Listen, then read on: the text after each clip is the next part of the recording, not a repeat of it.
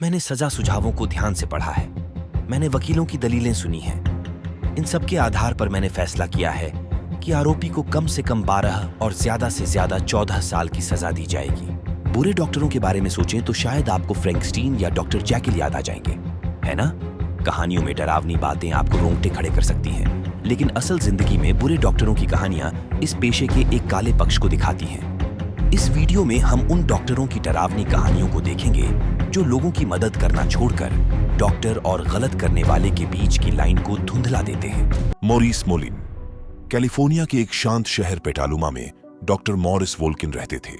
वे cancer के इलाज में बहुत अच्छे थे और सब उन्हें बहुत पसंद करते थे। उनके परिवार भी बहुत अच्छा था। सब लोग सोचते थे कि उनके पास सब कुछ है, लेकिन सच तो यह था कि उनकी अच्छी जिंदगी के पीछे एक बड़ा राज छुपा था। मॉरिस वोलिन, एक UCLA ग्रेजुएट, ने कुछ लोगों के साथ ऑनलाइन बातचीत शुरू की जिनके बारे में उन्हें लगा कि वे छोटी लड़कियां हैं। इनमें से एक, जिसका स्क्रीन नेम विलो था, ने उसका ध्यान खींचा। मॉरिस को नहीं पता था कि विलो एक छानबीन का हिस्सा है और उसने उससे बातचीत शुरू कर दी, ये सोचकर कि वह सिर्फ 13 साल की है। मॉरिस ने लड़की का भरोसा जीतने के लिए झूठ बोला कि वो तलाकशुदा है। उसने अपनी दौलत दिखाकर लड़की को लुभाने की कोशिश की। वो लड़की के साथ गंदी बातें करता था और उससे शारीरिक संबंध बनाने की इच्छा जताता था, यहां तक कि वह उसे ओरल सेक्स देने और लेने करने की इच्छा व्यक्त करने तक पहुंच गया। मॉरिस लड़की से मिलने की योजना बना रहा था। लड़की ने एक जाल बिछाया था जहां पुलिस ऐसे ही लोगों को पकड़ती थी। मॉरिस एक दूसरी लड़की से भी मिलने की कोशिश कर रहा था। मॉरिस ने विलो के साथ धीरे धीरे बातचीत करते हुए एक और नकली लड़की से भी बात करना जारी रखा। उसने इस दूसरी नकली लड़की, जिसकी उम्र भी 13 साल बताई गई थी, से पूछा कि क्या वह उसके साथ घूमने जाना चाहेगी ताकि उसके पास विकल्प खुले रहें।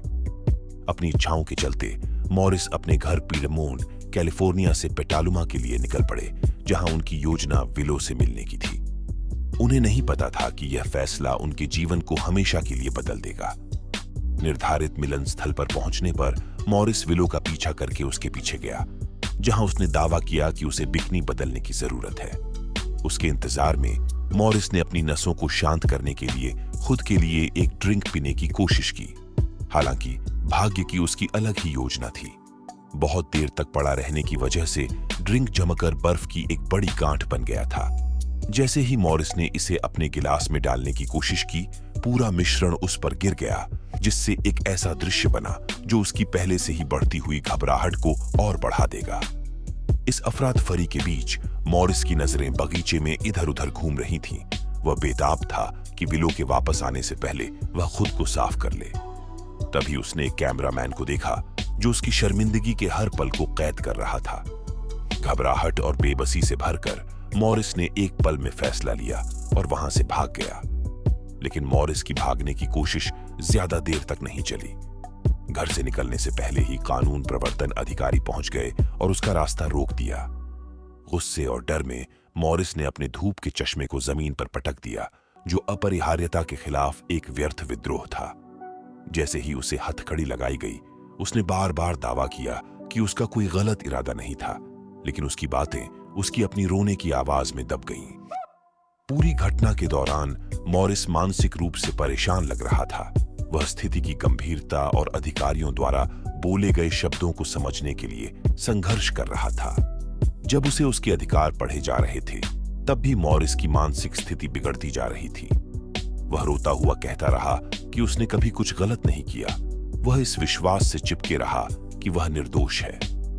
हताशा के एक पल में उसने अपनी पत्नी को फोन किया और उससे जमानत के लिए $30,000 लाने की गुहार लगाई। उसने विशेष रूप से उससे अपनी बेटियों को नहीं लाने के लिए कहा, ताकि उन्हें अपने कार्यों की कठोर वास्तविकता से बचाया जा सके। मॉरिस को अप्रत्याशित कानूनी चुनौतियों का सामना करना पड़ा, क्योंकि उसके वकील ब्लेयर बर्क ने परवर्टेड जस्टिस नामक संगठन के पीछे स्टिंग ऑपरेशन से जुड़े मामलों की जांच की। बर्क को एक ऐसा मामला मिला जिसमें सबूत जुटाने के तरीकों को सफलतापूर्वक चुनौती दी गई थी, जिसके कारण परवर्टेड जस्टिस की हार्ड ड्राइव को सबपोना जारी किया गया था। परवर्टेड जस्टिस ने मना कर दिया और आरोपी माइकल विलुज को बरी कर दिया गया। मॉरिस के वकील ने भी ऐसा ही तरीका अपनाया, लेकिन जज ने उनके खिलाफ फैसला सुनाया। उन्हें चैट लॉग में छेड़छाड़ साबित करनी पड़ी, जिससे मॉरिस की कानूनी लड़ाई 2 साल तक बढ़ गई। आखिरकार एक कठिन लड़ाई के बाद मॉरिस ने कोई अपराध नहीं मानने का मुश्किल फैसला किया। इस अपील के कारण उन्हें 2 महीने का घर में नजरबंद रहना पड़ा, 3 साल की परिवीक्षा और आजीवन यौन अपराधी रजिस्टर में नाम दर्ज कराना पड़ा। मॉरिस के मामले की खबर फैलते ही उनकी एक बार की सम्मानित प्रतिष्ठा ध्वस्त हो गई। कानूनी कार्यवाही के दौरान उनका मेडिकल लाइसेंस अस्थायी रूप से रद्द कर दिया गया और उनकी सजा के बाद स्थायी रूप से रद्द कर दिया गया। अपनी सजा के बाद मॉरिस वोलिन के जीवन ने एक नाटकीय मोड़ लिया। अपना मेडिकल लाइसेंस स्थायी रूप से रद्द कर दिए जाने के बाद उन्होंने सिंगापुर जाने का फैसला किया, जब तक कि उनका मामला जनता के दिमाग में ताजा था। उन्होंने एस बायो नामक एक फर्म के लिए एक मेडिकल सलाहकार के रूप में काम किया। उम्मीद थी कि वह अपने परेशान अतीत को पीछे छोड़ सकेंगे। उन्होंने सामान्य जीवन पाने की कोशिश में 6 महीने तक अपने काम में डूबे रहे। हालांकि मॉरिस की नई शुरुआत की कोशिश लंबे समय तक नहीं चली। एक आश्चर्यजनक मोड़ में उन्होंने सिएटल स्थित एक फर्म सिएटल जेनेटिक्स के लिए एक सलाहकार बनने के लिए संक्रमण किया। इस कदम ने आश्चर्यचकित कर दिया, क्योंकि मॉरिस की सजा और एक पंजीकृत यौन अपराधी के रूप में उनकी स्थिति सार्वजनिक हो गई। कई लोगों ने संवेदनशील क्षेत्र में उनकी पृष्ठभूमि वाले किसी व्यक्ति को रोजगार देने की नैतिकता पर सवाल उठाया। अपने रोजगार के आसपास के विवाद के बावजूद मॉरिस ने एक मेडिकल सलाहकार के रूप में अपना काम जारी रखा, लेकिन अप्रैल 2009 में उन्होंने सिएटल जेनेटिक्स में अपना पद अचानक छोड़ दिया। ऐसा अनुमान लगाया गया है कि उनके जाने में उनकी सजा ने महत्वपूर्ण भूमिका निभाई, क्योंकि उनके अतीत का बोझ सहन करना बहुत मुश्किल हो गया था। आश्चर्यजनक रूप से अपने कानूनी लड़ाई के दौरान भी मॉरिस ने ऑकलैंड बच्चों के अस्पताल के लिए एक सलाहकार की भूमिका निभाई। लेकिन मॉरिस की कहानी में जनवरी 2021 में एक अप्रत्याशित मोड़ आया। खुद को उनकी बेटी बताने वाली एक महिला ने इंस्टाग्राम पर उनके निधन की घोषणा की। उन्होंने एक युवा मॉरिस की तस्वीरें साझा की, जिससे उनके अतीत की झलक मिली। घोषणा के तुरंत बाद मॉरिस को मेगन लॉ वेबसाइट से हटा दिया गया, जो पंजीकृत यौन अपराधियों को ट्रैक करती है। इस विकास ने इस अटकल को और हवा दी कि वास्तव में उनका निधन हो गया है। हालांकि उनकी मौत का सही कारण एक रहस्य बना रहा, जिससे कई सवालों के जवाब नहीं मिले। अगस्त 2021 तक यह नहीं था कि द स्किप ट्रेसर नाम के एक यूट्यूबर ने एक वीडियो अपलोड किया, जिसमें मॉरिस की मौत का विवरण देते हुए एक आधिकारिक कोरोनर की रिपोर्ट का खुलासा किया गया। रिपोर्ट में बताया गया है कि मॉरिस ने 6 जनवरी 2021 को खुद को फांसी लगा ली थी। एलिजाबेथ वेटलॉफर की कहानी की शुरुआत से ही समझें तो बेहतर होगा कि उसने क्या अपराध किए। जोरा, ओंटारियो में एलिजाबेथ वेटलॉफर नाम की एक साधारण सी लड़की का जन्म 10 जून 1967 को हुआ था। एक बैप्टिस्ट परिवार में पली बढ़ी, उनका पालन पोषण मजबूत मूल्यों और विश्वास की गहरी भावना के साथ हुआ। कोई नहीं जानता था कि उनके मासूम चेहरे के पीछे अंधेरा घूम रहा था। जैसे जैसे एलिजाबेथ बड़ी हुई, दूसरों की मदद करने के उनके जुनून ने उन्हें नर्सिंग में करियर बनाने के लिए प्रेरित किया। उन्होंने अपनी पढ़ाई शुरू की, धार्मिक शिक्षा परामर्श में स्नातक की डिग्री हासिल की, लेकिन ज्ञान की उनकी प्यास और कुछ करने की इच्छा यही नहीं रुकी। अपनी महत्वाकांक्षा से प्रेरित होकर एलिजाबेथ ने नर्सिंग का अध्ययन करने के लिए कोनेस्टोगा कॉलेज में दाखिला लिया। इस दौरान उन्होंने अपने कौशल को निखारा, रोगी की देखभाल की जटिलताओं और उसके साथ आने वाली जिम्मेदारियों को सीखा। उनके सहपाठियों और प्रशिक्षकों ने उन्हें एक समर्पित और दयालु छात्र के रूप में देखा, ये जाने बिना कि वे बाद में किस तरह के रास्ता पर चलेंगी। अपनी पढ़ाई पूरी करने के बाद एलिजाबेथ का नर्स बनने का सपना साकार हो गया। 2007 में उन्हें वुडस्टॉक में कैरेसेंट केयर, एक लंबे समय से देखभाल घर में नौकरी मिली। यहीं से उनका असली चरित्र सामने आने लगा, जो पेशेवरता और दयालुता के मुखौटे के नीचे छिपा था। एक देखभालकर्ता की भूमिका निभाने के साथ साथ उनकी व्यक्तिगत चुनौतियों, जिनमें मादक पदार्थों का सेवन और शराब शामिल थी, बढ़ती गई। ये संघर्ष अंततः उनकी नौकरी के साथ जुड़ गए, जिससे कई अकल्पनीय भयावहताएं हुईं और उनके पतन में योगदान दिया। कैरेसेंट केयर में उनकी भूमिका में उनके सहयोगियों और वरिष्ठों ने उन्हें एक समर्पित और देखभाल करने वाली नर्स के रूप में देखा। ये कैरेसेंट केयर की दीवारों के भीतर था कि एलिजाबेथ के आतंक का शासन शुरू हुआ। उनकी देखभाल में आए कमजोर वरिष्ठ नागरिक उनकी मुड़ी हुई इच्छाओं के बेखबर शिकार बन गए। उनकी चिकित्सा स्थितियों के ज्ञान और दवा तक पहुंच के साथ उन्होंने विनाश का मार्ग शुरू किया। अपने पीड़ितों को इंसुलिन का इंजेक्शन लगाकर, जो मधुमेह के इलाज के लिए इस्तेमाल की जाने वाली दवा है, एलिजाबेथ ने उनके शरीर को सदमे की स्थिति में डाल दिया। कुछ घातक खुराक के कारण दम तोड़ गए, जबकि अन्य गंभीर रूप से घायल हो गए। उनका शरीर इंसुलिन की अधिक मात्रा के प्रभाव से तबाह हो गया। एलिजाबेथ के अपराधों की गणना वास्तव में ठंडी है। उसने सावधानी पूर्वक अपने पीड़ितों का चयन किया उन लोगों को चुना जिन पर संदेह पैदा होने की संभावना कम थी। बुजुर्ग, कमजोर और पहले से ही स्वास्थ्य समस्याओं से जूझ रहे लोग उसके प्रमुख लक्ष्य बन गए। उनकी भेद्यता ने उन्हें अपनी क्रूर इच्छाओं के लिए आसान शिकार बना दिया। लेकिन एलिजाबेथ ने ऐसे जघन्य कृत्य क्यों किए? कुछ लोगों का अनुमान है कि मादक पदार्थों के सेवन और शराब से जूझने के कारण उनके निर्णय पर असर पड़ा। दूसरों का मानना है कि सत्ता और नियंत्रण की प्यास ने उन्हें अपने पीड़ितों के जीवन पर दबदबा बनाने के लिए प्रेरित किया। जैसे जैसे मौतों और नुकसान की घटनाओं की संख्या बढ़ने लगी, संदेह की फुसफुसाहट शुरू हो गई। पीड़ितों के परिवारों ने अपने प्रियजनों के स्वास्थ्य में अचानक और अस्पष्ट गिरावट पर सवाल उठाए।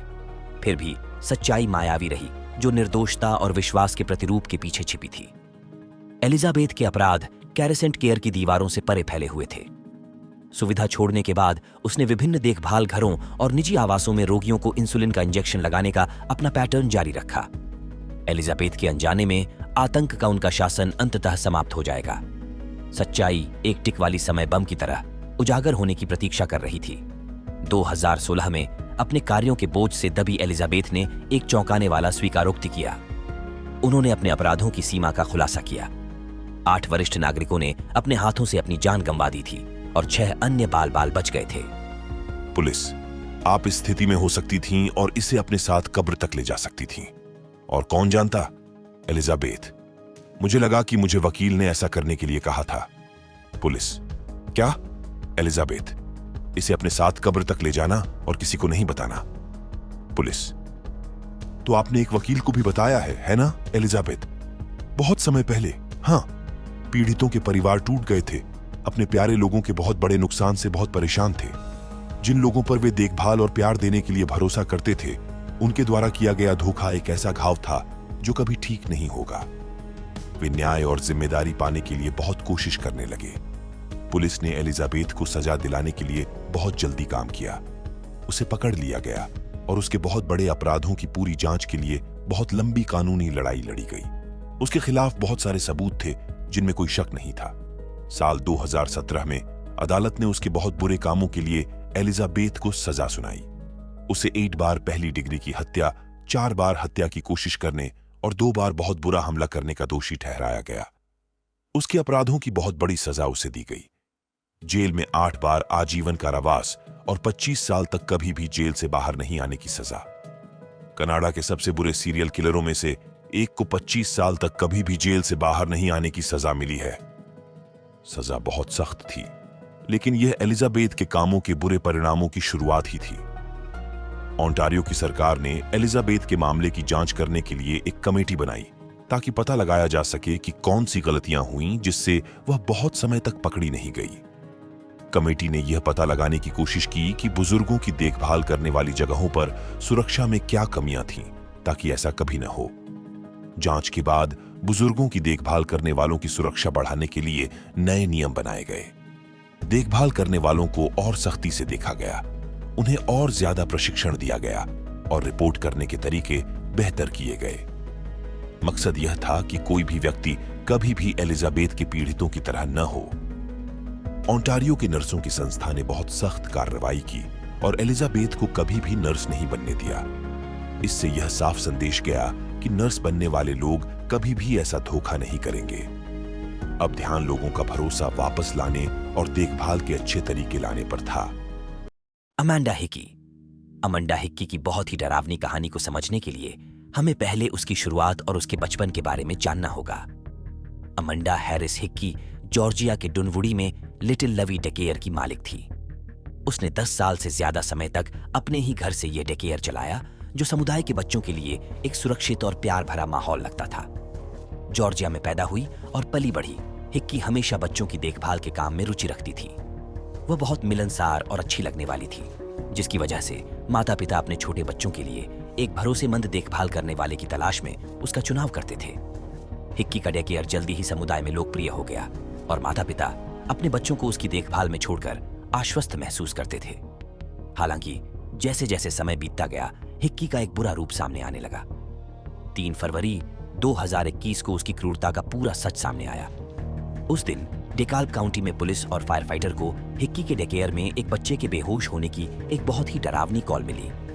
कुछ ही मिनटों में वे घटनास्थल पर पहुंचे और केवल 4 महीने के बच्चे चार्ली क्रोन मिलर के बेजान शरीर को देखा। हिक्की को तुरंत गिरफ्तार कर लिया गया। चार्ली के माता पिता स्टेफनी और एरिक क्रोन मिलर अपने पहले बेटे के खो जाने से बहुत दुखी थे। उन्होंने चार्ली को हिक्की की देखभाल में सौंप दिया था, ये विश्वास करते हुए कि जब वे काम पर होंगे तो वह सुरक्षित और अच्छी तरह से देखभाल में रहेगा। चार्ली की मौत की जांच के साथ और भी डरावनी घटनाएं सामने आईं। ये पता चला कि हिक्की की देखभाल में बच्चों के साथ दुर्व्यवहार करने का एक पैटर्न था। डेकेयर सेंटर के सीसीटीवी कैमरों में हिक्की के बेजुबान बच्चों के साथ दुर्व्यवहार करने के बहुत ही डरावने दृश्य दिखाई दिए। वीडियो में एक घटना में हिक्की को एक 7 महीने के बच्चे को एक पैर से उल्टा लटका कर देखा गया और उसे बेरहमी से उसके सिर से एक पैक एंड प्ले में गिरा दिया गया। बच्चे की भलाई की पूरी अवहेलना बहुत ही डरावनी थी। एक अन्य घटना में हिक्की ने 10 महीने के बच्चे को हाथ से पकड़ लिया और बच्चे को क्रूरता के समान कार्य के अधीन किया, लेकिन यहीं पर दुर्व्यवहार नहीं रुका। हिक्की को एक 14 महीने की लड़की को उसके बालों से जबरदस्ती पकड़कर एक प्लेपेन में खींचते हुए भी देखा गया। बच्ची की आंखों में दर्द और डर साफ दिखाई दे रहा था। और एक और हैरान करने वाली घटना में हिक्की को एक 6 महीने के बच्चे को एक बार नहीं बल्कि 2 बार हिलाते हुए कैमरे में कैद किया गया, जिससे बेबस बच्चा एक कंबल से ढके हुए झूले में रो रहा था। हिक्की के खिलाफ सबूत बहुत ज्यादा थे। जब पुलिस ने चार्ली की मौत के बारे में उससे सवाल किया तो उसने दावा किया कि उसने बच्चे को उसकी पीठ पर रख दिया था और सुझाव दिया कि वह अपने आप ही पलट गया होगा। हालांकि वीडियो फुटेज ने एक अलग कहानी बताई। इसमें दिखाया गया था कि चार्ली को पैक एंड प्ले में बिना किसी हस्तक्षेप या हिक्की की देखभाल के 2 घंटे तक छोड़ दिया गया था।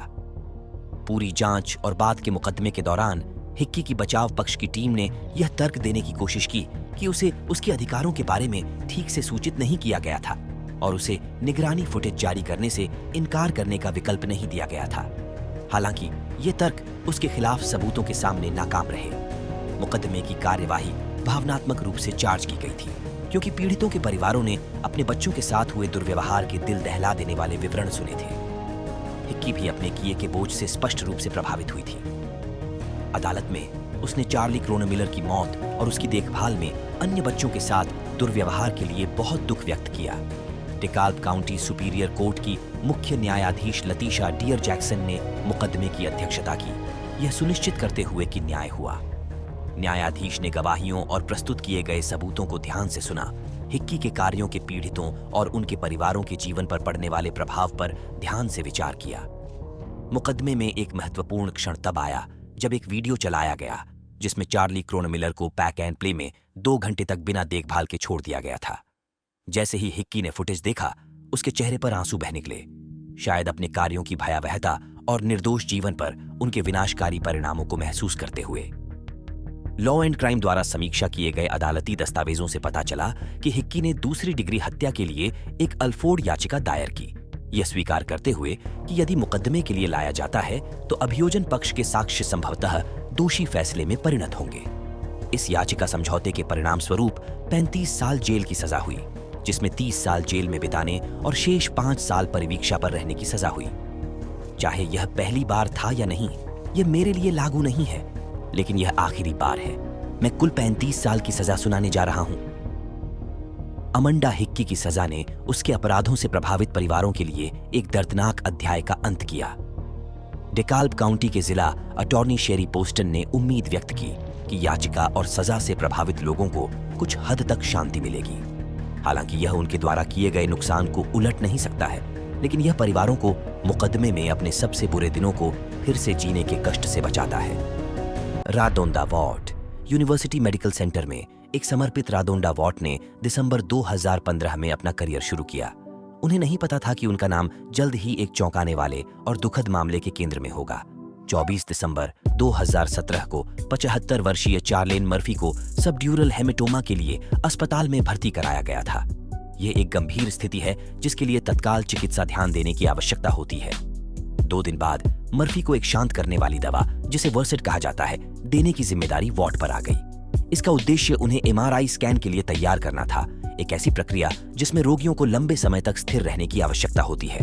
हालांकि घटनाओं के एक विनाशकारी मोड़ में वॉट ने गलती से वर्सेट के बजाय एक लकवाग्रस्त करने वाली दवा वेक्रोनियम का प्रशासन किया। गलती की गंभीरता जल्दी ही स्पष्ट हो गई क्योंकि मर्फी दिल का दौरा पड़ने से गुजर गई। चिकित्सा पेशेवरों ने उसे पुनर्जीवित करने के लिए दौड़ लगाई, लेकिन तब तक बहुत देर हो चुकी थी। मर्फी को अपरिवर्तनीय ब्रेन डैमेज हुआ और उसे ब्रेन डेड घोषित कर दिया गया। अगले दिन उसे लाइफ सपोर्ट से हटा दिया गया और उसके दुखद निधन ने चिकित्सा समुदाय को हिलाकर रख दिया। वॉट ने अपनी गलती की जिम्मेदारी लेने से पीछे नहीं हटी। उन्होंने तुरंत गलती स्वीकार कर ली और जनवरी 2018 में हुई आंतरिक जांच में सहयोग किया। जब मैंने नर्स बनना शुरू किया तो मैंने खुद से कहा कि मैं लोगों की देखभाल उसी तरह से करना चाहती हूं जैसे मैं चाहती थी कि मेरी दादी की देखभाल की जाए।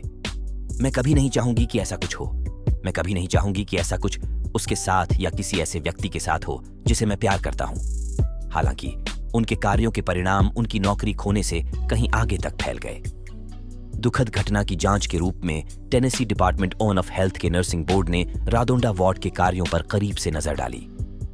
सितंबर 2019 में उन्होंने उन पर 3 उल्लंघन का आरोप लगाया: गैर पेशेवर आचरण, देखभाल की आवश्यकता वाले रोगी को छोड़ना या उपेक्षा करना और एक सटीक रोगी रिकॉर्ड बनाए रखने में विफल रहना। यह निर्णय अक्टूबर 2018 में उनके पिछले रुख के उलट था, जहां उन्होंने शुरू में वॉट के खिलाफ कोई अनुशासनात्मक कार्रवाई नहीं करने का विकल्प चुना था। जुलाई 2021 में नर्सिंग बोर्ड ने एक महत्वपूर्ण निर्णय लिया। उन्होंने वॉट का नर्सिंग लाइसेंस रद्द कर दिया और $3000 का जुर्माना लगाया।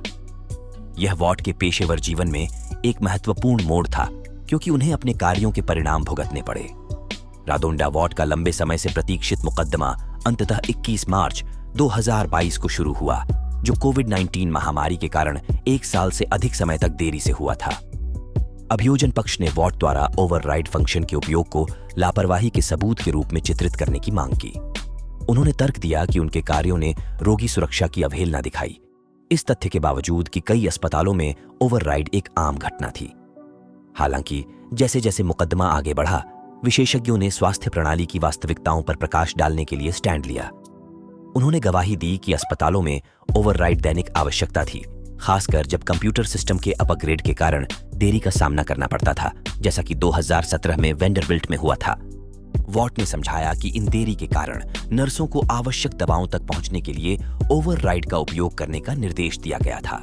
टेनेसी ब्यूरो ऑफ इन्वेस्टिगेशन के एक एजेंट ने भी मुकदमे के दौरान गवाही दी, जिसमें घातक दवा त्रुटि के लिए चिकित्सा केंद्र पर जिम्मेदारी का भारी बोझ होने की बात स्वीकार की गई।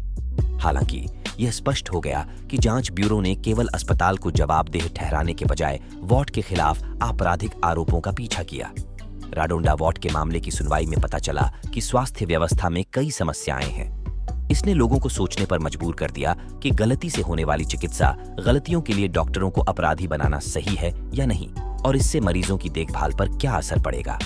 तनावपूर्ण और भावुक सुनवाई के बाद जूरी ने आखिरकार राडोंडा वॉट के हत्या के मामले में फैसला सुनाया। 25 मार्च 2022 को वॉट को एक बुजुर्ग व्यक्ति की गंभीर उपेक्षा और लापरवाही से हत्या का दोषी पाया गया। इन आरोपों में अधिकतम 8 साल जेल की सजा का प्रावधान था। हालांकि उन्हें अधिक गंभीर आरोप लापरवाही से हत्या से बरी कर दिया गया। मुकदमे के सजा देने वाले चरण में एक आश्चर्यजनक परिणाम सामने आया। 13 मई 2022 को जज जेनिफर स्मिथ ने फैसला सुनाया कि वॉट जेल नहीं जाएगी। इसके बजाय उन्हें 3 साल की परिवीक्षा की सजा सुनाई गई। अदालत इसलिए पाती है कि न्यायिक मोड़ उचित है और आज प्रतिवादी को 3 साल की प्रभावी अवधि के लिए पर्यवेक्षित परिवीक्षा पर रखने का आदेश देगी। इस फैसले ने जनता में मिलीजुली प्रतिक्रिया पैदा कर दी। मुकदमे के बाद वॉट के लिए क्षमा याचिका पर जल्दी से 2 लाख से अधिक हस्ताक्षर हुए। उनका मानना था कि वॉट के मामले ने चिकित्सा त्रुटियों के लिए अधिक सहानुभूतिपूर्ण दृष्टिकोण की आवश्यकता पर प्रकाश डाला, जिसमें सजा के बजाय सीखने और सुधार पर ध्यान केंद्रित किया गया। हालांकि अभियोजन पक्ष ने वॉट पर मुकदमा चलाने के अपने फैसले का बचाव करते हुए कहा कि सजा उसकी घोर लापरवाही का परिणाम थी, जिसके कारण चार्लेन मर्फी की मौत हो गई। उन्होंने कहा कि यह मामला पूरी स्वास्थ्य प्रणाली पर आरोप लगाने के बारे में नहीं था, बल्कि अपने कार्यों के लिए व्यक्तियों को जवाबदेह ठहराने के बारे में था। नर्सिंग यूनियनों और संबंधित संगठनों ने वॉट के मुकदमे के संभावित परिणामों के बारे में गहरी चिंता व्यक्त की। उन्होंने चेतावनी दी कि ईमानदार चिकित्सा त्रुटियों को अपराधी बनाना स्वास्थ्य कार्यकर्ताओं को गलतियों की रिपोर्टिंग से हतोत्साहित कर सकता है, जिससे रोगी की देखभाल खराब हो सकती है। उन्होंने एक ऐसी संस्कृति की आवश्यकता पर जोर दिया जो रिपोर्टिंग, खुलेपन और स्वास्थ्य सेवा को सुरक्षित बनाने के लिए सुधार को प्रोत्साहित करे। राडोंडा वॉट के मामले ने जवाबदेही और रोगी की देखभाल पर इसके प्रभाव के बीच सही संतुलन खोजने के बारे में एक राष्ट्रीय चर्चा शुरू की। कैरा रिंताला 2010 में वेस्टर्न मैसाचुसेट्स के एक छोटे से शहर ग्रैनबी में कार रिंताला की कहानी शुरू होती है।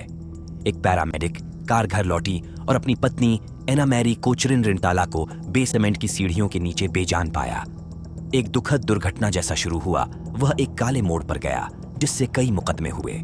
लगभग 6000 लोगों के छोटे से शहर ग्रैनबी को अपने शांत और ग्रामीण आकर्षण के लिए जाना जाता है। यह जोड़ा बर्टन स्ट्रीट पर अपनी दत्तक बेटी ब्रायना के साथ रहता था। घटना का दिन 29 मार्च 2010 सामान्य रूप से शुरू हुआ। कार और ब्रायना कामों के लिए शहर गए। रास्ते में एना मैरी को टेक्स्ट किया। हालांकि जब कार शाम करीब 7 बजे घर लौटी तो उसने एना मैरी के बेजान शरीर को खून और सफेद पेंट से ढका हुआ पाया।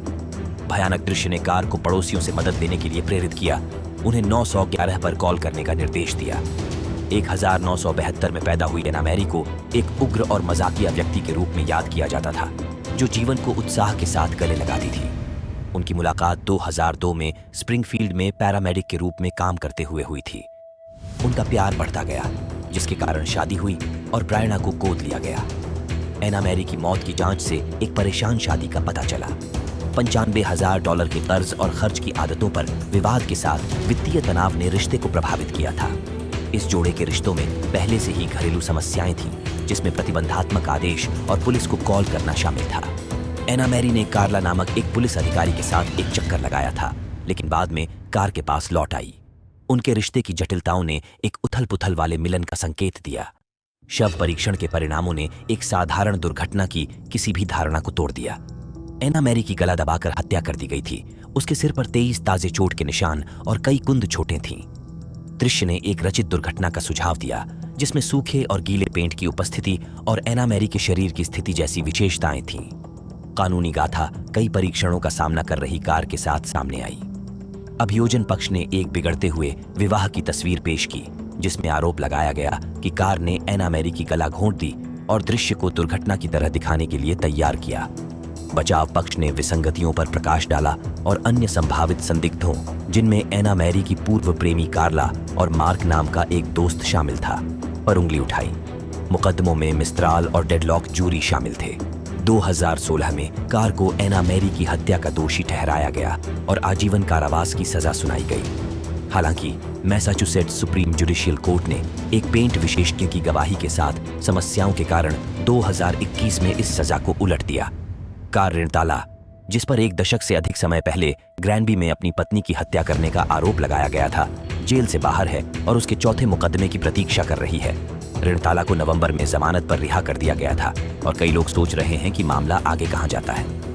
अदालत ने फैसला सुनाया कि विशेषज्ञ में आवश्यक विश्वसनीयता का अभाव है, जिससे जूरी पर पूर्वाग्रहपूर्ण प्रभाव पड़ता है। इस फैसले के कारण कार को सितंबर 2023 में चौथे मुकदमे का मौका मिला। अपने मुकदमे के दौरान कार की बेटी ब्रायना ने जज से अपनी मां को मुक्त करने के लिए कहा। इस याचिका के बावजूद और स्थिति की दुखदता को देखते हुए न्यायाधीश ने कार को 14 साल जेल की सजा सुनाई। मैंने सजा मेमो की सावधानीपूर्वक समीक्षा की है। मैंने वकील के तर्कों को सुना है। इन सब के आधार पर मैंने फैसला किया कि प्रतिवादी को 12 से अधिक 14 साल की सजा नहीं दी जाए। यदि आपको यह वीडियो पसंद आया है तो जघन्य अपराधों को उजागर करने वाले अधिक वीडियो के लिए अभी अपनी स्क्रीन पर दिखाए जा रहे कार्ड पर क्लिक करें।